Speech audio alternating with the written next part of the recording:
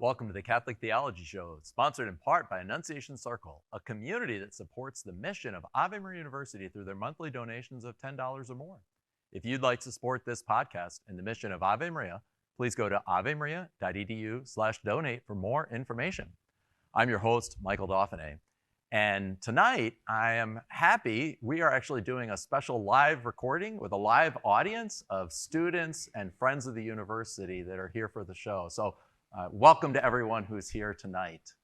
So glad to have them. And in addition, we have our three special guests. We have John and Beth Mortensen and Kara Johnson. Welcome to the show. Thank you. We're so glad to have you here tonight. And we're having a conversation about the intellectual life and family life as one of the activities that the Founder Scholar Program at Ave Maria has been doing, has been reading through a great book actually was published in 1920 by Father Sertillanges called The Intellectual Life. And it's really about trying to kind of unfold and invite, right, that study is not merely something that's imposed on us, but something that is proposed to us, something that elicits in us a response, right? And so a question that comes up a lot is, how do I integrate this intellectual life, this call to learning and to study, with family life, right? Which is kind of the normal way, at least, the common way that many people will live out their lives, right? Within families, with children, amidst all the joys and sorrows and sufferings and chaos. And yet, Father Sertillanges says that even married people, right, can live out this call to the intellectual life. So happy to have you on the show, and thanks so much for being here. Would you guys each just introduce yourself briefly? Go ahead. Okay. My name is Kara Johnson. I am the Associate Dean of Students here at Ave Maria University. Within the next month, I'll be defending my dissertation, which is very exciting. And I'm a theology professor here. I'm married to Adam Johnson. He's in the Coast Guard, and he's actually trained to be a fireman. And we have a son who just turned 7 months old, Peter. Well, welcome, Kara. Yeah, Thanks for being on the show. And maybe I can introduce my husband. He can introduce me. I love it. My husband, John Mortensen, has a doctorate in philosophy and a doctorate in theology. And for about 25 years, he was a professor at the ITI in Austria and Wyoming Catholic College. And he's president of the Aquinas Institute, which is a nonprofit that produces those dark blue hardcover works of Aquinas in English and Latin side by side. But for the last 2 years, he's returned to his original career as a computer programmer. So now he works as a software developer for a hospital company. And he's the father of my 9 children. And that's me. And let's talk about you. My wife, Beth Mortensen, I met in Austria for graduate studies. She has a doctorate in theology. I don't know if she mentioned 9 children. She finished her dissertation during the 9 children, somewhere in there. She can tell that story a little later. She has been in charge wherever she's been of whatever co-ops or group activities or homeschool library or whatever's going on. She gets involved immediately and helps organize and bring things to completion. I don't know what I'm supposed to say besides she's just a wonderful wife. Great. Well, thank you all so much for introducing yourselves. And we wanted to make this conversation not about the intellectual life, right, in theory, but kind of lessons in some ways. And I think that's what makes Father Sertillanges' book. It was published in 1920, right after World War I. But the thing that makes it so charming is he not only kind of gets you excited about studying, excited about the intellectual life, encountering reality, but he also gives you little tips. Like when you take notes, don't take notes verbatim, but try to paraphrase so that you're thinking. he says, open up the window every now and then, get some fresh air. After you've been sitting for a while, walk around and get up and move. So it's kind of like it's a very practical introduction. So I wanted to kind of maybe just begin kind of almost at the simplest level, just in your own lives of study, right, and work. What are little tips that you do to kind of that help you kind of actually concentrate and study? My high school teacher told me, make the book your own, write in it, write, and I became much more obsessive about that the further I went in my studies, so that I would, if I was reading a church document, I would write a little summary of each paragraph in the margin. And it's been so helpful, because I go back and I find that church document and I can't remember a thing about it, but I've got all my little summaries in the margin, so just exactly, that kind of thing that Father is talking about. Highlighting.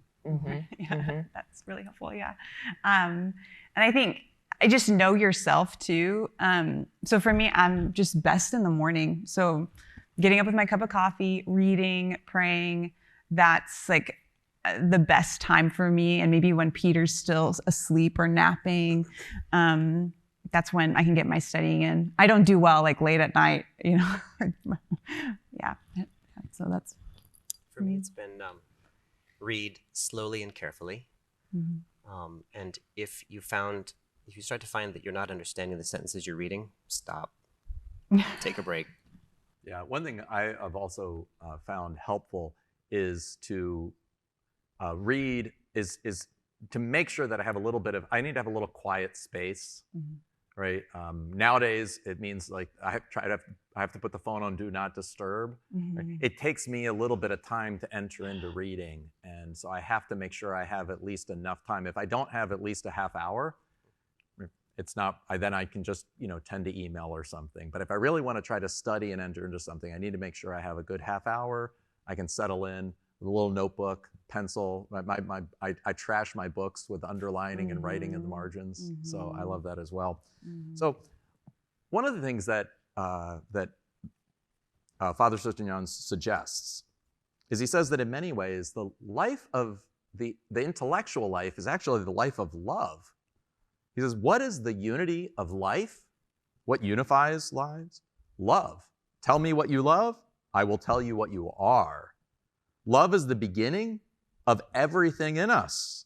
The starting point for what is common to knowledge and practice cannot fail to make the right paths, which in a certain sense become interdependent. And then he says this wonderful line, truth visits those who love her, who surrender to her, and this love cannot be without virtue. So maybe you talk a little bit about when did you begin to kind of enjoy studying? When did you begin recognizing that maybe the intellectual life would be part of your story in this world? I began to enjoy studying only in graduate school. I worked hard in undergraduate school. I was reading Aquinas, who's very difficult, slowly, carefully, and I had just made a trip to Italy and come back, and suddenly he had an Italian accent, and he was full of life and energetic about what he was saying, and I thought, this guy's a friend of mine.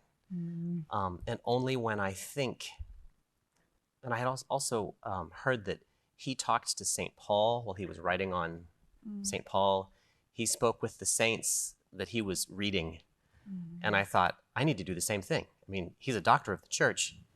I'm reading him. There must be some cosmic relationship here. He must like me. And from that moment on, all the authors I've tried to form a relationship with, chat with, while I'm reading them, ask them what they meant. That made it fun. I've always loved studying. There's nothing I love more than being a student, or being a teacher, which is just being a more active student.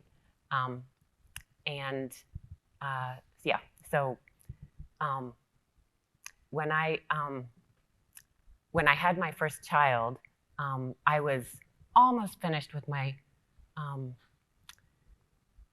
coursework for my doctorate. So all I had left was the dissertation, but it is not easy to study or write a dissertation when you have a baby, especially a really adorable baby. I mean, it's very difficult. And also, I wasn't sure that I needed to keep studying. So periodically, after several months of not doing anything on my dissertation, I would say to the Lord, well, I know that being a mother is more important. I know that this task is the more important thing. So if you want me to leave my dissertation, and I'm ready to walk away. And every time I made that prayer, I very quickly found myself expecting a baby and on bed rest with an at-risk pregnancy and plenty of time to work on my dissertation. So it took 5 babies for me to write my dissertation. And I defended it before, I was expecting the 6th one. But it seemed a little bit, I wondered if it was something like the sacrifice of Isaac, because it almost seemed like God was waiting for me to have that detachment from this thing that I really love, which is studying and working on my dissertation. And then he was going to give me my heart's desire, and he was going to give it to me through having children, through the family. So I know that he doesn't write such explicit poetry in everybody's life, but yeah, he did that really beautiful thing in my life, and yeah, I have at least 5 of my kids to thank for the fact that I got my doctorate done. Yeah, who knew that bed rest could be so helpful? Right. Right. That's awesome. Beautiful. I knew I wanted to study theology when I was 13.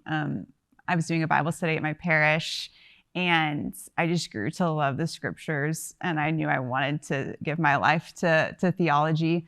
So 13 was really like the year, I guess, that I knew I really fell in love with studying scripture and studying theology, and just kept going with it. And I also remember, though, I think I was still an undergraduate at Benedictine College, my alma mater. And I was talking to actually a good friend, Dr. Christopher Bloom, and I remember asking him, how'd you know you wanted to get your PhD in theology? And he said, I couldn't imagine my life without study. And I thought, that's me. That's what I want to do, just to study.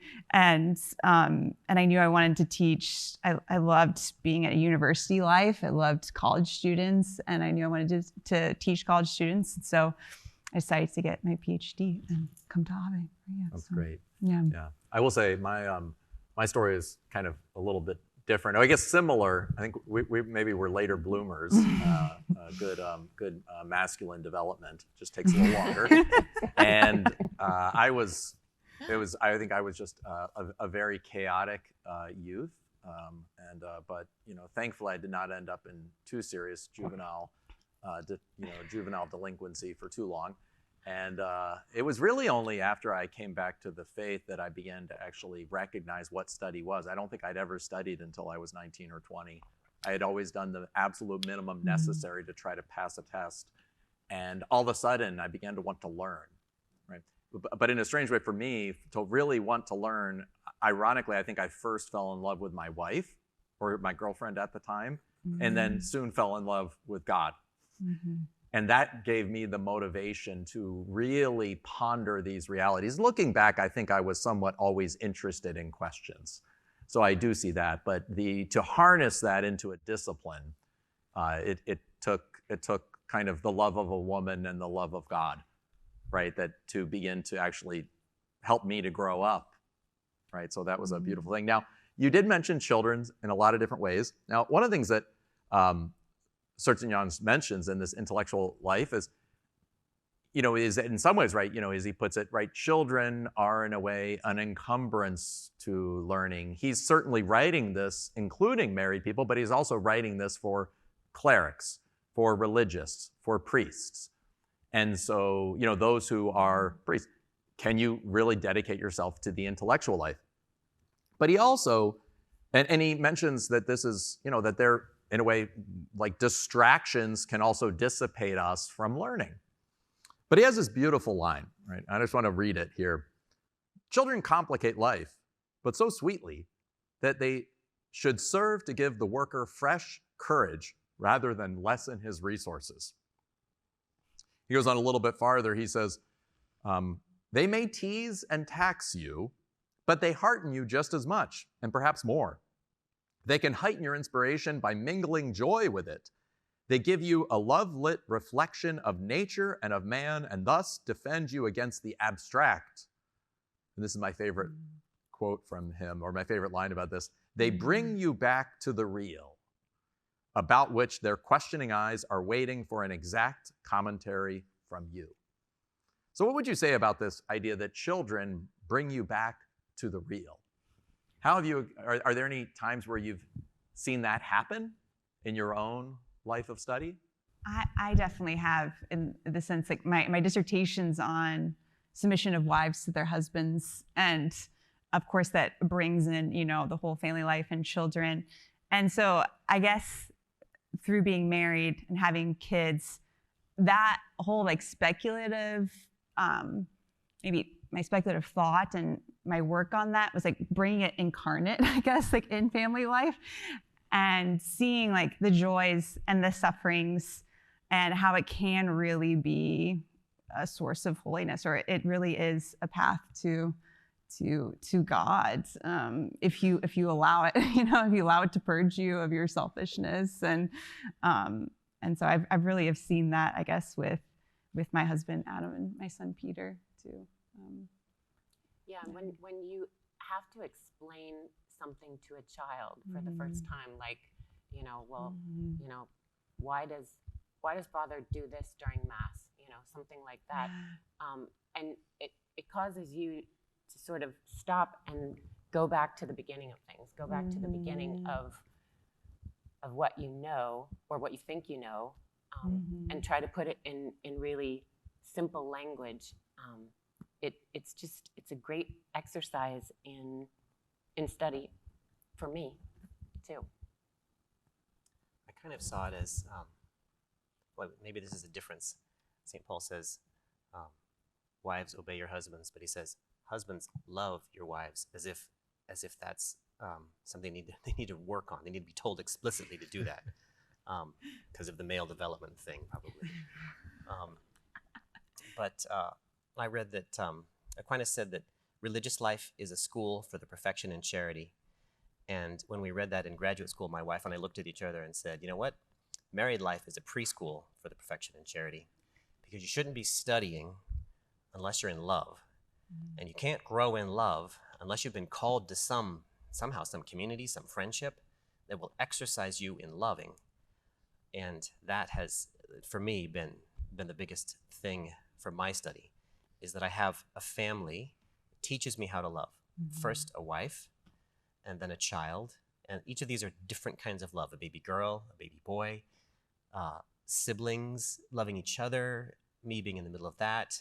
Just all of these different kinds of loves that you learn to be a part of, you learn to grow in, you learn to give yourself away, at least for me, and for maybe a lot of guys, little by little. Women are forced to give themselves away all at once. You're pregnant, you have a baby, it's over. Like this is not about you anymore. We went to the hospital, the doctor said, I'm gonna take care of the wife because nature takes care of the baby. If anything goes wrong, nature will favor the baby. So the hospital is here to take care of the mother. And yeah, so preschool for the perfection and charity. What are some times when, in many ways, we're describing things as they're working well, right? When you're studying, you're learning, family life is going well. What are some setbacks, maybe some sufferings that you'd be willing to share that also kind of show that, the intellectual life, it doesn't mean, it's not it's not like in one of those little snow globes or like a Norman Rockwell painting or, picture of just kind of this perfect family and intellectual life. It's often messy, it can be broken at times. right? What are different things that you've maybe suffered? What are some failures, professional failures, just different setbacks that you've had that you learned in a way to discover that my calling to learn and to the intellectual life doesn't always mean that I'm going to have like steady employment, or that I'm always going to have, that I'm necessarily going to be able to have the family I want, or these sorts of different elements. How would you talk a little bit about some, setbacks, failures, and kind of how you maybe got through those and maybe grew through those? Well, I've never been more worried in my life than when I was between jobs once. My health started to decline from stress. I started having all sorts of other problems. And it was just the simple stress of, I don't have a job and I'm an intellectual and that's all I can do. Luckily, that wasn't true. I was a computer programmer before I went to graduate school. So I had this little side gig thing going on, but I didn't really want to jump fully back into that. So the complete stress of that, it wore down my wife and my children and everything, the stress of not having a job. And I've heard it from lots of guys, the same thing. If you are an intellectual and you have married an intellectual person, you are both right all the time. And then it is like being in a snow globe. But that's also been a lot of fun because we have a friendship that keeps developing. If you want to develop your friendship, you have to talk. And we talk all the time about everything. And our children listen in, and so we have this sort of family life of talking about things all the time. And so if you want to sort of have an intellectual life sort of career, marry somebody who likes to talk to you about those things. And keep talking. And keep talking. Don't stop talking. Don't ever stop talking to each other. Unless you need to, and then you need to stop talking. And she'll tell you when that is. Occasionally listen, right? Well, when my husband and I got married, we're going to celebrate our 3rd anniversary end of December. But pretty soon, the cross really came for us. I got pregnant right away, and then I ended up having our first baby early, and she ended up living for only about 80 days outside of the womb. So it was pretty crazy, actually. I remember thinking, like, at her funeral, it was about 9 months actually after we got married. So it was October 13th was her funeral. And I remember thinking, like, this was when I thought I was going to have a baby, and here we are. And actually, one of my friends even said, I just saw you go down the aisle for your wedding, and now you're going down the aisle with your daughter who just died, And I think, through that, we learned so much and grew even closer, but just really realizing too, as I said before, that married life really is a path to holiness. Like, I guess I knew that, like, intellectually, but then living it out, I really realized, like, oh no, like, if you, give yourself to this, like, it can really sanctify you. And it did seem like a setback for both of us, though. I didn't, obviously work on my dissertation during that time when we were in the hospital, and I even thought, how am I going to get back into this intellectual life? And it's been a struggle, but it's also been, I found my daughter to be really a real inspiration to me too. So, we ask her for intercession all the time as well. So, and I really did feel like through that whole experience of having a daughter, losing a daughter, just I'm able to teach, in a way too that maybe bring home just how God can bring even good out of suffering. Or I can also feel this affinity to Our Lady even more so, like understand maybe just a little bit of what she went through. And so even this setback, has in a way, aided my intellectual life, even that, like, God can bring good out of anything. Mm-hmm. But, yeah. Yeah, thank you so much for sharing that. I remember, somewhat distantly accompany you in prayer, Yeah. and you and Adam in prayer, and Zoe, Yeah. right? But just that sharing that sense that, again, that this is a life lived by human beings who are not angels. Yeah. We're not just intellectuals, right? We have bodies. The bodies are often broken. They beget bodies that are often broken. We have psyches that are often broken. They beget psyches that are often broken. Right? You're in an external world of job loss, political disruption, right? So many different things. This book was written after World War I in Europe. One of the most devastating, the most devastating war up until that time. And Father Sertillanges says, kind of like, okay, amidst the rubble, how are you going to live? Right? And even as a priest, it's not just going to be caring for people. It's going to be, can you help to see something so people can follow you or be interested in what you're seeing? And Aquinas will speak about this, and he has 5 remedies for sorrow. But one of the remedies for sorrow, well, I'll pick out 2 here. Well, one's fun. It's just, he says, take a warm bath, which is, I just love that idea. It's just, he's very smart, Right. Take a warm bath. The other thing he mind says, is dependent on the body. Right? yes, exactly. It's like you want to move, you want to change, move a muscle, change a thought. Sometimes you move your body, change a thought. But he also talks about, right, confide with good friends. Talk through the pain, through the suffering. And then ultimately he says, kind of remember God, right? Remember eternal things, because remembering eternal things helps us regain perspective, right? And our big perspective in the Catholic faith, right, is that Christ has died and Christ is risen, right? Christ will come again.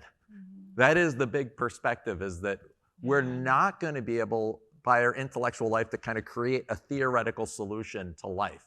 We're not going to outsmart death. We're not going to outsmart sin. We're not going to outsmart crime or poverty or death, right? But what we can do is remember and help other people remember these eternal truths, right? And one of those eternal truths is that we can somehow, and human beings have, lived through suffering, right? And we have grown through suffering, right? God, in a way, grew through suffering, as it says in Hebrews, right? That he somehow became more perfect he was already perfect, of course, as Jesus Christ, but his own life was perfected, completed, capable of reproducing itself in us. Right? So this idea, in some ways, is that one of the things I do on the Catholic Theology Show, right, is remember, theology matters. Right? Good ideas about God matter.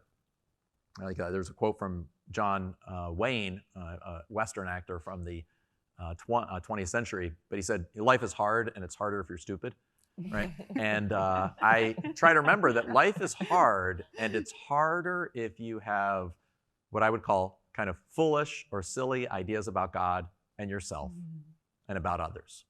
So it's not going to take away the pain of life, but the pain of life can be lessened when we understand that God is intimately concerned with our suffering, right? That God is actually intimately concerned with our daily lives. So it's really just beautiful, and I really appreciate that. What would you say, maybe just based upon your own experience, to people who, maybe would love to be able to get a PhD, would love to be able to be a college professor, but they don't have the material, they don't have the material causes. They don't have the money or the time, or they would, love to get married and have children, but they can't find the spouse, or if they can, they can't have the children they want, right? What would you say about how do we kind of foster the intellectual life, peace, understanding, wisdom, when seemingly the conditions for, teaching or having a family are interrupted? Well, you don't have to get a PhD to have an intellectual life, right? And yeah, I always knew that even if I didn't continue with my studies, I would always be reading, always be writing, and always be thinking. And I was so lucky as to marry somebody that I could talk to about all of those thoughts. Yeah. And there are so many even more possibilities nowadays for pursuing the intellectual life, even if you don't have an academic career. There are ways to be a writer from home, and there are book clubs and Bible studies and so many ways to pursue your intellectual growth. John? Oh, I think it's important to remember that. So you talked about basically the period of discernment, or trying to figure out, what's my vocation? Who is my vocation? It's important to remember that God hasn't forgotten about you at any moment. He's not put you on hold and you are 20th in line for the next spouse. He's working on you. He's giving you something now in this seeming silence. I don't know what it is. It's different for each person. But you can ask him. You can talk to him. You can rail against him. I think it was actually the first time I actually talked to God. I'd been saying the rosary all the time and doing all sorts of things, Stations of the Cross, daily mass, but I had never actually spoken to God until I got really angry with him. It was a vocational problem, a discernment thing, and I went into the chapel and I said, I don't like you. And I got this sort of flood of like, finally, thank you for talking to me. That's what this whole thing has been about the whole time. Just wanted me to talk to him. And yeah, so I think it's important, wherever you are, he's doing something and you should just turn and talk to him. It doesn't mean you'll get married the next day. Probably shouldn't. But he wants that most. He wants you to love him by talking to him. Yeah. Thinking about my own journey, I didn't get married till I was 29. And I came to Ave when I was 23 to start the PhD, and wanting to get married and have children. But I did come to this realization, I think, as I was studying, and it was hard because I was wrestling with it. I was struggling with like, how are these two compatible? Like, how will I get married, or how will I find a spouse that would support me maybe in this too? And just praying about it, and wondering if he would ever come, if I would ever meet that man. And I did actually come though to the conclusion that I loved this life so much. I loved teaching. I loved study, that I would be happy, and that in that way I could have like I could practice my maternity in teaching and in writing and things like that. So yeah, I actually kind of grew to love the intellectual life, and then God provided the husband, at the right time. But I actually got to get to a point where I was really happy with, and I feel like I was giving of myself already. And then my vocation came. But yeah. It's beautiful. Dante in the Divine Comedy in the Paradiso says simply, in his will is our peace. And it also means outside of his will, there is no peace, right? None of these other earthly things, if we're thinking that they're going to make us happy, that they're going to satisfy that inner longing, right? None of them can. It's really not fair to expect a job, to expect a person to completely satisfy and make us happy, right? It's really in his will is our peace. So we're going to come back in about right after our break, and when we do, I want to ask a little bit about this question in some ways of what exactly is the intellectual life, right? And how does it kind of take into account all the other stuff that's so important in life, right? From the trades to farming to art. Right, there's so many other aspects of life. What is it about the intellectual life that kind of has has something unique about it, that's attractive? And so I want to just kind of talk a little bit about that when we come back. So we'll be right back in a moment. You're listening to the Catholic Theology Show, presented by Ave Maria University and sponsored in part by Annunciation Circle. Through their generous donations of $10 or more per month, Annunciation Circle members directly support the mission of AMU to be a fountainhead of renewal for the church through our faculty, staff, students, and alumni. To learn more, visit avemaria.edu/join. Thank you for your continued support, and now let's get back to the show.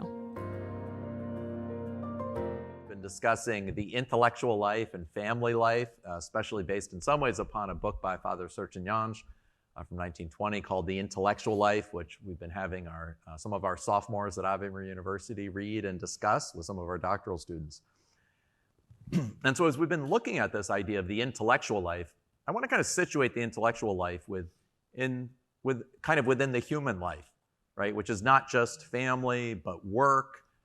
You mentioned you're now a computer software engineer, but the trades, plumbing, welding, your husband's in the Coast Guard, right? My wife works as a mental health counselor and an administrator now of a large community mental health agency, right?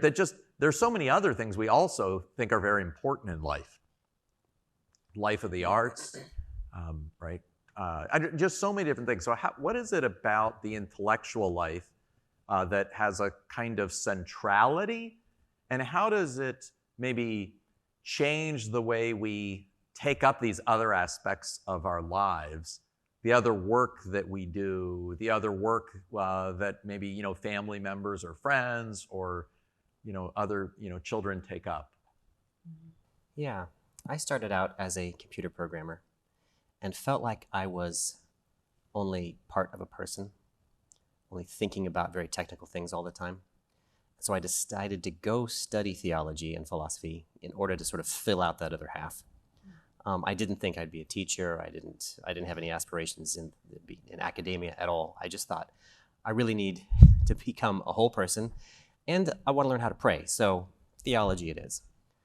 And I discovered that, intellectual life, another name for it is human life, because humans are intellectual. If you're not living an intellectual life, you are not living a human life. You're living a kind of animal life or plant life, depending upon what you choose to do most of the time. So that's one point. The intellectual life, sort of with capital letters, is, I think people talk about it as the career, like what you get paid to do. Would that be right? Which can kind of confuse you from the intellectual life, or there's a strange dichotomy there. Everybody should be leading an intellectual life. Whatever you're doing, you should be thinking about it. And you should be studying what you're about to do and thinking about that. You should be talking with your friends about things you're thinking about the best things you can think about. You should be you should get together and read great books. You don't have to go to school for that. These books exist on, I don't know if you've heard of Amazon. And you can just get them. They come to your door. Get together, read things, talk about them, especially with your spouse, especially with your family. While I was teaching, I often thought, I'm great because I'm leading the intellectual life, but I didn't do it enough for fun a lot of the times.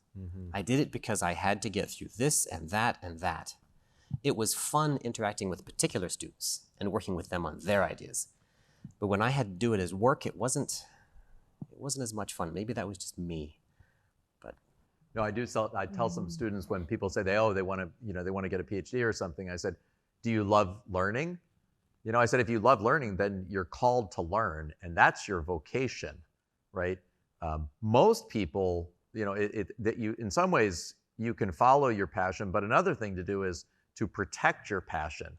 If you really enjoy this, then don't put your job in it, and to kind of protect that. And I think that's actually something that a lot of people do, and I run into it all the time, especially, if you do a podcast or you publish popular books, people will say, I love listening to that, but they have very active intellectual lives, right, without any letters after their name, right? They're very good at other things they do. They have regular work, but they're clearly living the intellectual life because it's just do I want to actually try to think about, do I have questions? Do I keep asking those questions, and am I looking for answers? It also seems like even, if you're a mother making sourdough bread, or if you're an electrician and you're thinking about the reason that you are doing what you do. You know, not just, I don't know anything about electricity, but I'm imagining that an electrician he's interested in the way electricity works, but also he is fixing my washing machine, and that is having a huge impact on my life and my whole family's life, you know. Whatever you're doing, if you think about what it's for, even if you're doing computer programming, it's also for human beings eventually, right? So, and doing things for human beings is one of the highest things, but even higher than that, you can do anything for the sake of God, right?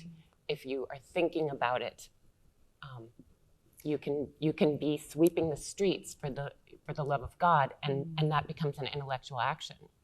That was one of the things I learned through family life is I always heard this, you know, you can offer anything up, you can do anything for the Lord, but I didn't really understand what that meant in the particular until family life taught me that everything that's going on is from the Lord right now, and it's what he's asking you to do today.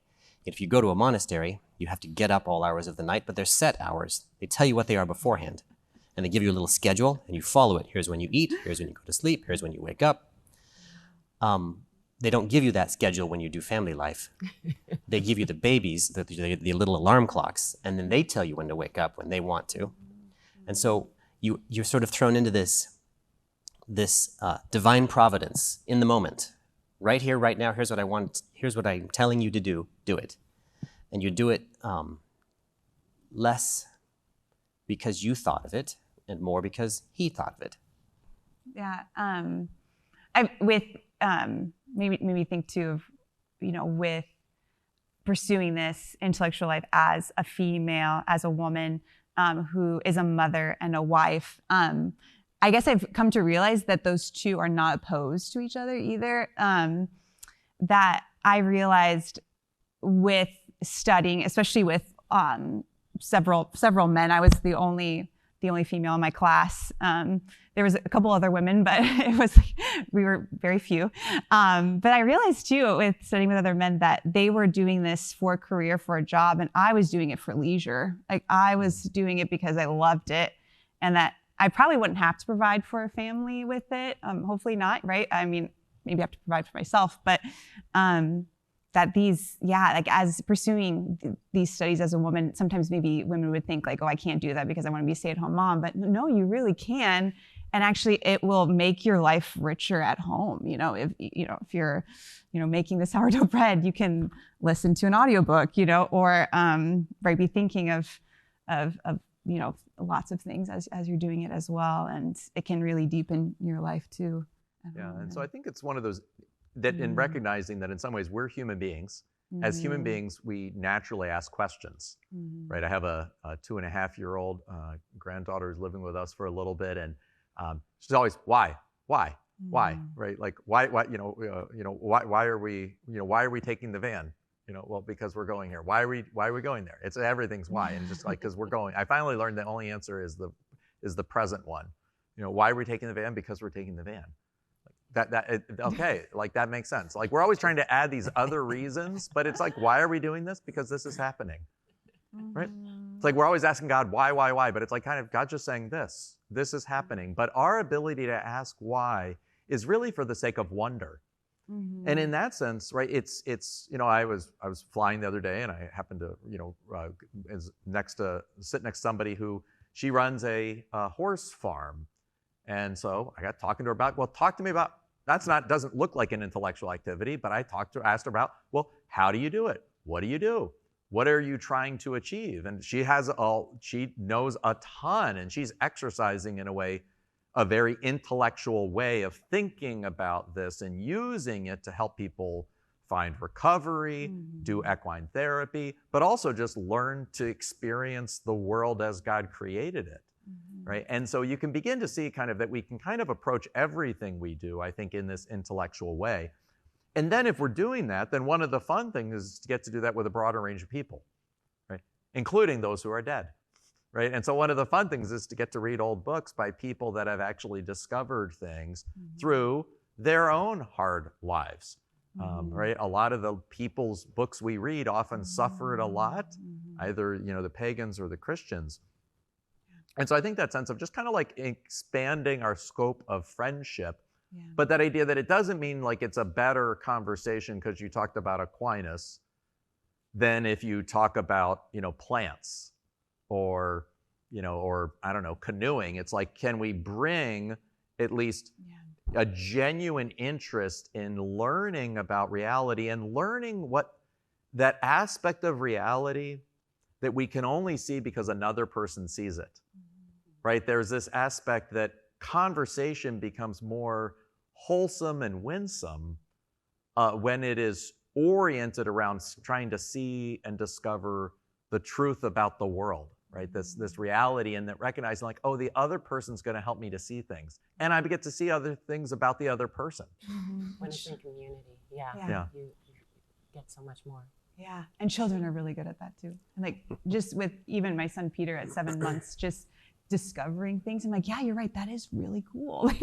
Just didn't see that. Like, we live life and right, the texture of the carpet.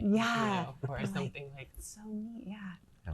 So I just wanted to, for our talk a little bit about. There's a great biblical couple, Prisca and Aquila, Priscilla and Aquila. Priscilla's her longer name, Prisca's her shorter name. But they're introduced, Priscilla and Aquila. They're introduced in Acts 18. They're tent makers. Paul meets them because he's a tent maker, right? And he meets them because they had been forced out of Rome. And he says they meant to see them. They stayed with them because they were of the same trade, and they worked for trade. They were tent makers. We go on a little bit farther. Paul introduces this people he meets through his work, not as an apostle, but because he's a tent maker. He meets them. He talks with them. They end up joining him in his apostolate. Right? He says Paul was there for many days, and he took leave of the brethren and sailed for Syria, and with him Priscilla and Aquila. So this couple goes with Paul in their missionary journey. A little bit later, they get to meet Apollos, who hadn't yet heard about the baptism, right, of John, and they explained to him they'd only heard about the baptism of John and not about the baptism in the Holy Spirit, and they explain it to him. But this kind of neat idea that, and then also Paul in Romans 16, he says, right, greet Prisca and Aquila who risked their neck for me, and greet the church that meets in their house. So we begin to see that there's this kind of beautiful sense.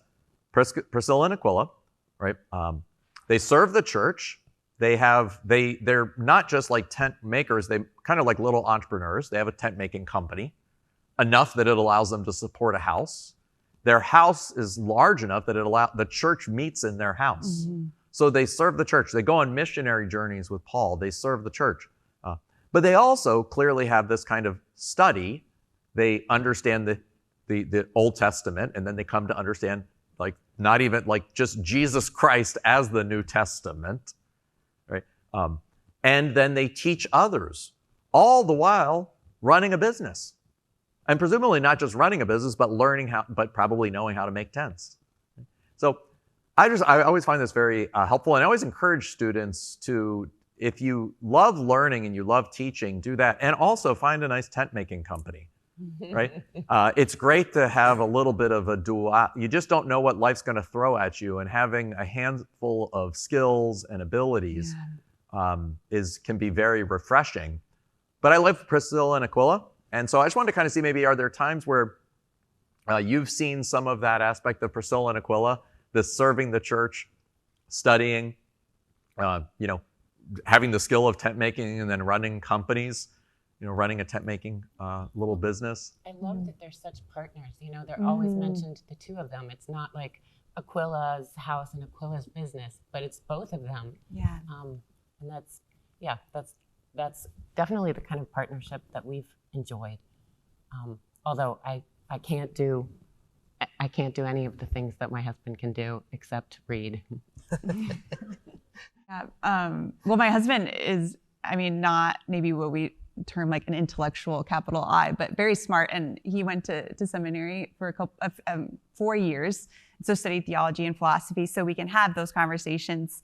But he's, in the Coast Guard as a coxswain driving boats, something very different, than what I'm doing. And I was actually really attracted to that, because I was like, that is something I could never do, right? And all sorts of things like rescuing people, drug interdiction, all this stuff. And now he's trained to be a fireman.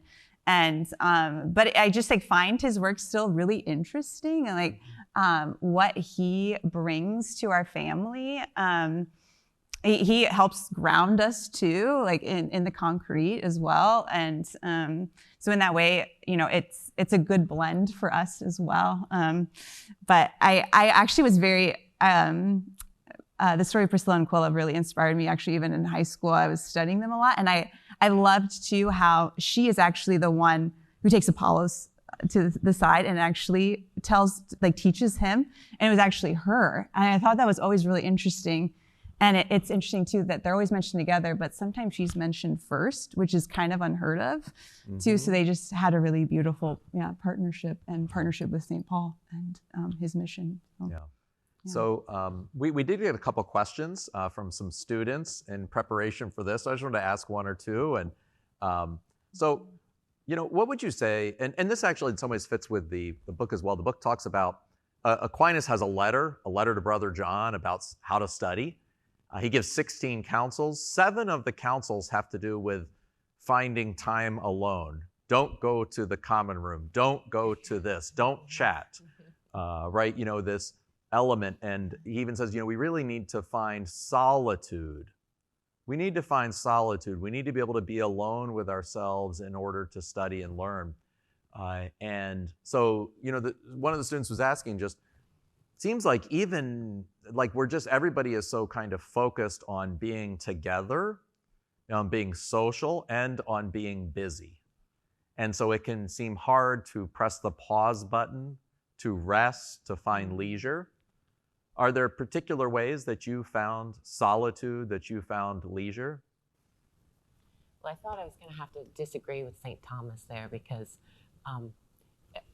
a mother, as a mother of many children, and I homeschool the 6 children who are still at home. I mean, finding a quiet chunk of time is just it's virtually impossible. And what I've found works for me is to ask God to send me the time, and then to try to really be alert about when it's coming. So, all of a sudden, okay, I can't sleep. Okay, this is my chance. This is my chance to study. Or, somebody else hasn't woken up yet. Well, this is my chance. Or all of a sudden, all of the children are working on their own projects. This is my chance to do that one thing. So that's what I've had to learn to do. And I don't have to disagree with Thomas Aquinas. Because he's right. You do need to be able to focus. You do need to be able to have some kind of a little silence. So if you might just have to get creative about finding that. It's interesting you give that example. C.S. Lewis, who's obviously very prolific and wrote a ton of books, right? Fiction, nonfiction, is one of the, probably one of the more beloved authors of the 20th century. But his brother will sometimes write letters about the fact that basically he was interrupted every 20 minutes while he was writing. One of the older women, there was an older woman that he took care of who was an elderly mother figure. And she was very sick. They had a dog who was constantly, throwing up and needing to be taken care of. And it was like, Warren, he says, he hasn't had a moment of peace. He hasn't been able to sit down and write for more than 30 minutes in the last several months or something. Have a cell phone, right? Yes, and this was before cell phones, yes. Right?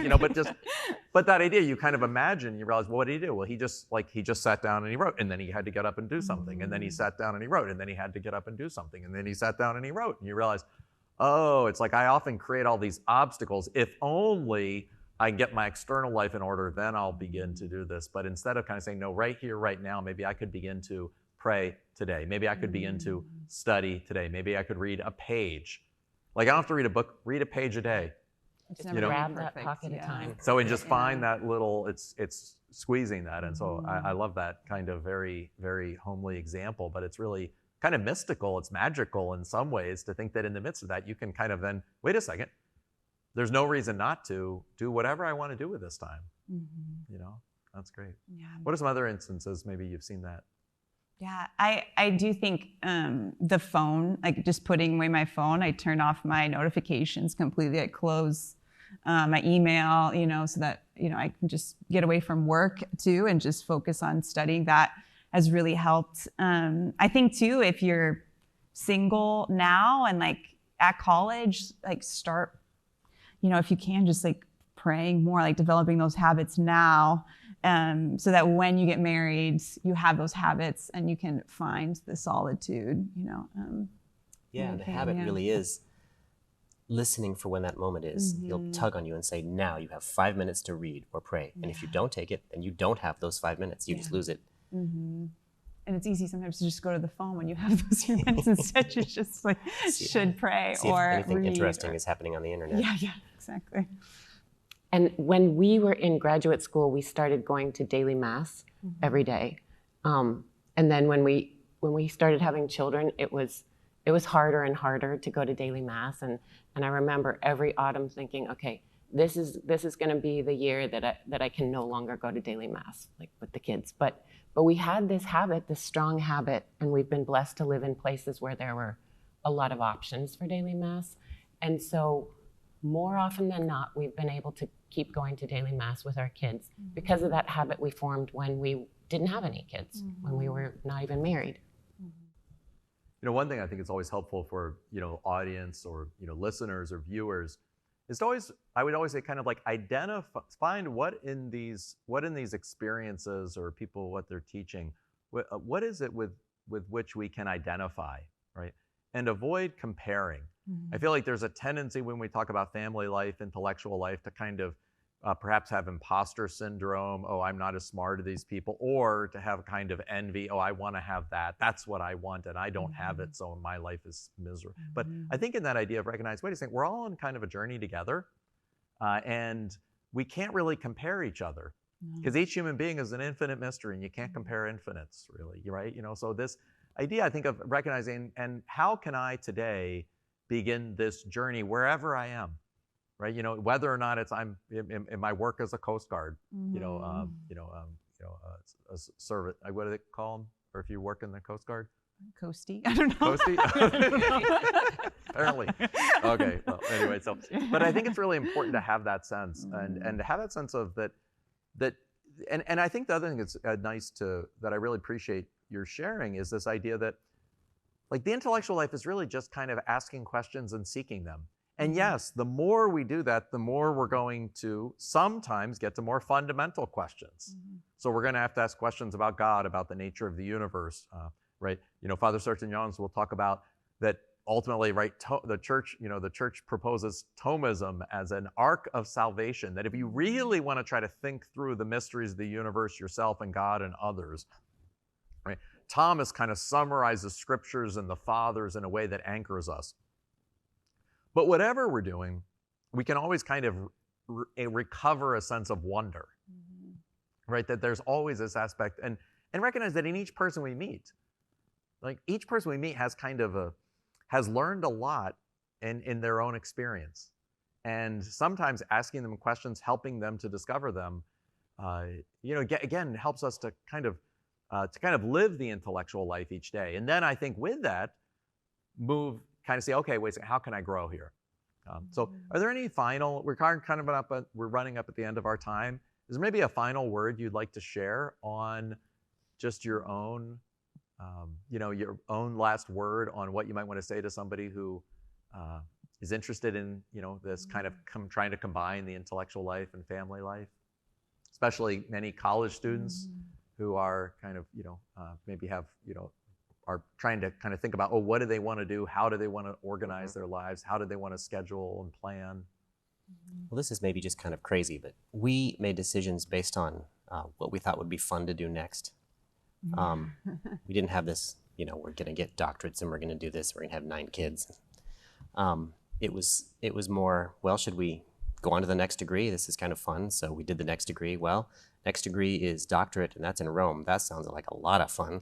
And then did that. And then I thought, okay, now it's time to go back and get that computer job. And then I was invited to teach, and we thought, well, that would be fun. So just one thing after the other. We always, we decided early on that we would welcome all the children God would send us. And we learned only after that God is the only one who's in charge of sending you children. It's not really up to you. He's in charge of when people are born and when they die, and we follow. But we're so glad that we were completely open to every life he sent us. Yeah, every life, everything, yes, every new adventure. And it also seemed like when we didn't know what to do, we can ask, and you were, Michael, talking earlier about he's even there for the little things. We can even ask him, for friends, for our 12-year-old, or for, how are we going to manage our 7-year-old, or can you please send me those ingredients I need for Thanksgiving dinner? They have to be at the store today, now. I'm not going into Naples again. He comes through. He comes through, and he wants those prayers because then it's part of the conversation with him. Yeah, I guess on similar lines too, I would just say, don't wait to have kids, and don't wait for it to be perfect. Even when my husband and I got married, he remember we talked a little bit. He's like, should we delay having children with your dissertation to get that done? And we both decided it wasn't, and good enough reason we wanted to be open and have children. And we have Zoe, who is a saint in heaven, beholding God. And I thought, well, if we had waited, we wouldn't have had her, And there's some things where there's some points where I thought, wow, we were open to life, and this is what happened, and this is scary, And we would have saved ourselves a lot of suffering, but at the same time, at the end, it's all going to be worth it, and the struggle, and yeah, not to wait till things are perfect, and God always provides. Yeah. Every baby is so worth it. You really can't balance anything against a human life, an eternal human life, and say, well, should I have fewer eternal human lives so that I can have more money or time? Yeah. What? Yeah. When my husband was about to ask me to marry him, I said, well, I think then I would go back to America and teach for a year to pay off my college loans. And he said, and how many fewer children are we going to have because of your selfishness? I was really subtle back then. I've grown to be more assertive now. Yeah, I'm happy that I listened. Well, that's great. Well, thank you so much for just sharing, I think, some of your just experience and wisdom. It really is this, I think one of the things, if people have the chance, and again, for our audience, The Intellectual Life by Father Sertillanges, it's a great book, and it really does kind of put before us the sense that, wait a second, there's something in a way, there's this hidden divine something kind of in everything we do, if we can kind of open our eyes to see it. And that includes, in a way, our study. So our work, whatever work we do, we can kind of meet God there. And it also means that because we're intellectual beings, though we often do have bad and false ideas about ourselves and about the world, right? And we do need the gentle, slow correction of theology, and sometimes of the great, and for different people, they may encounter that in different ways. Some people love to read and have devotions to the saints.